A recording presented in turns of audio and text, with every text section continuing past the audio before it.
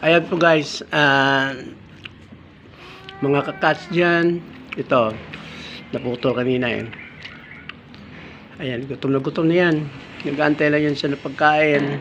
Maya maya, bibili na ako. Skype! Ha? Ano? Oh, gutom na siya. Skype, dito. Shh! Dito. Dito. Sige guys, dito na lang po. I-update ko naman kayo sa susunod po. Sa next video ko. At i-share nyo naman to guys. At saka i-subscribe naman po kayo.